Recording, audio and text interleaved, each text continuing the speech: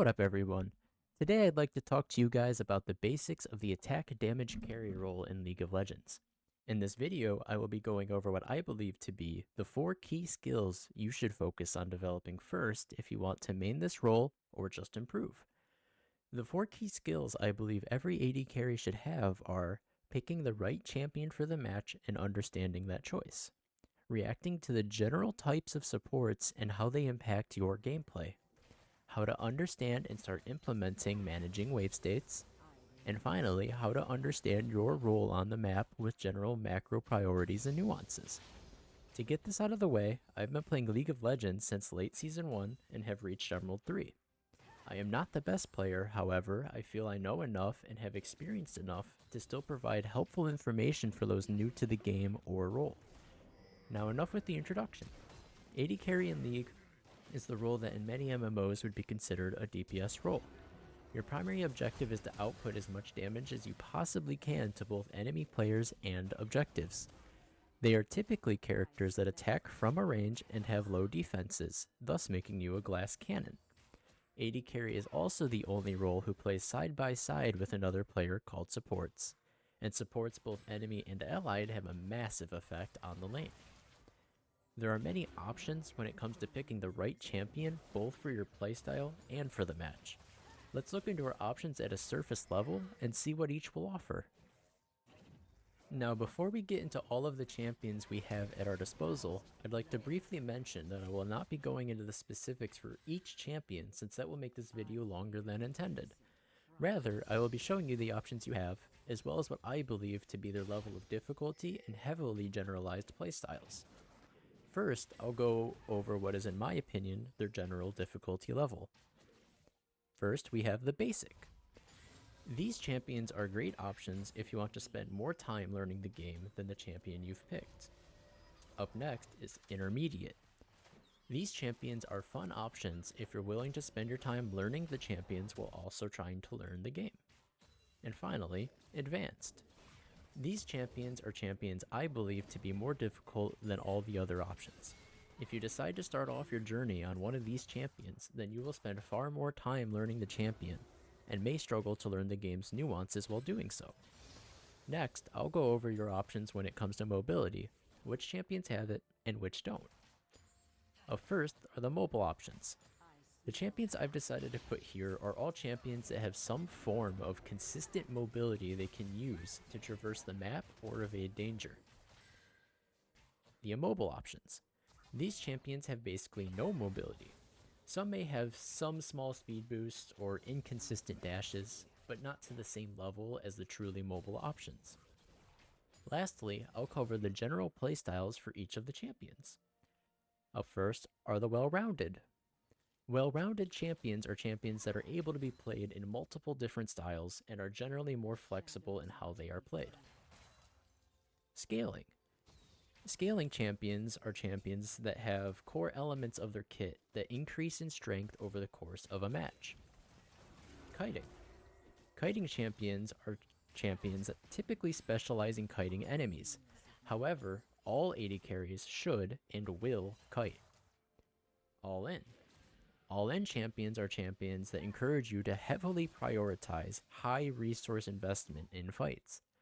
I'd also describe these champions as feast or famine to differing extents. Poke. Poke champions are champions that specialize in poking the enemy down without directly fighting them and are typically longer range. Another major part of life as an AD carry is the supports. Supports are typically champions that offer some form of utility to both their team and the ADC. Supports also come in a fair few different forms and playstyles. The 4 general types of supports I'll cover today are melee supports, range supports, carry supports, and what I call the useless supports. Melee supports are champions who can only impact enemies in short range. Typically, you will want to play more to your team side of the map to give them more space to make plays. Conversely, when against them, you will still want to be on your side of the map to restrict the space they have, thus reducing the impact they will have against you. Range supports are champions who impact enemies in longer ranges. Range supports are much more flexible in regards to how you will position on the map. They, however, do encourage you to play more forwards since they don't require any specific amount of space to have a large impact on the lane. When facing ranged supports, it's important to match your support's positioning to better retaliate against the enemy's poke and to discourage aggression. Carry supports are champions who are far less supportive in nature and generally function as just another damage dealer. Generally, you will want to allow these supports to get early kills so they may use the gold lead to roam around the map and apply pressure so your entire team comes out ahead. When facing carry supports, your highest priority is to restrict their ability to get kills or roam around the map. Useless supports can be any of the above categories. They are simply the bad supports. When playing with one such support, there isn't much you can do to restrict the damage they'll cause your team. Instead, it's best to focus on reducing the impact you yourself will have on your team. Having a strong mental is key to winning games when placed with a useless support. When against a useless support, you will want to leverage their lack of impact to gain as much gold and as many objectives as possible. Before moving on to the next section of the video, I just want to take a moment to ask you guys to please reward good supports or good plays from your team in general. Tell people when they do good, even if it's just a simple good job after winning a fight. I cannot express just how much this helps you win more games. If you really feel the need to only be negative but still want to climb, then seriously, just flame the enemy team and give your team the occasional bone. It helps more than you think. Enough about our babysitters. Up next, I'll introduce you to the basics of AD carry wave management. So wave states is one of the most important skill for any role in the game to understand, but it is also a very difficult skill to fully master. Today we won't be worrying about mastery, but simply understanding the main wave states, as well as a brief explanation as to why you want the wave in each state. The wave states I'll be covering in this video are crashing, freezing, and neutral. The first wave state I'd like to go over is the neutral state. The neutral state is what you'll start every game with. It is simply when both teams' minions meet in the middle and don't push towards either tower. The only way to initiate a neutral state is to ensure that both teams have an equal number of minions, and the only real use for setting up the wave in this way is to prepare the wave for other forms of manipulation. Next up is crash. When you are crashing a minion wave, what that means is that your minions are moving up into attack range of the enemy tower, physically attacking the tower themselves.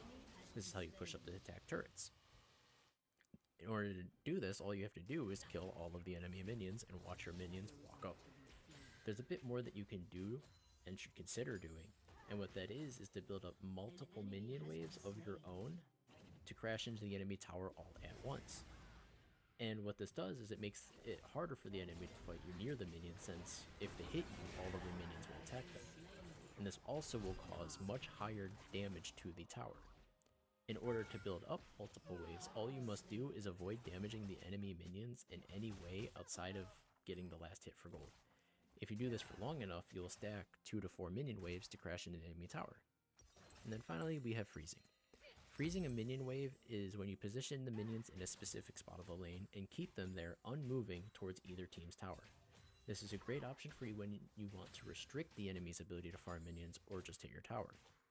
It's also a great option in most melee supports due to how much it limits their ability to impact the lane.